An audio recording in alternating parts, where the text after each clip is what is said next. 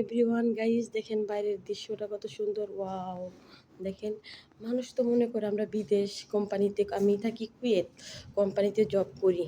হ্যাঁ, দেখেন মানুষ তো মনে করে কি যাতে বিদেশ খারাপ। আরে কোম্পানি বিষয়ে আসলে বিদেশ খারাপ না।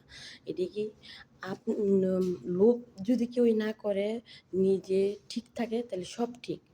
বিদেশ কোনোদিনও খারাপ না। খারাপ হইলো আমরা মানুষ। অনেক মানুষ আছে যে লোভ জিনিস সামলাইতে পারে না, তারপরে অনেক কিছু করে।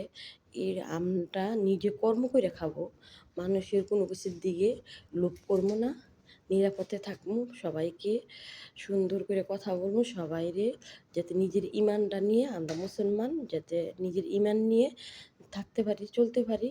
সবার কাছে আমায় একটু দোয়া করে চাই, সবাই আমার একটু সাপোর্ট করো। তোমরা সবাই আমি নামাজ পড়ে দোয়া করবো সবাই ভালো থাকার জন্য। Everyone guys, hello, by.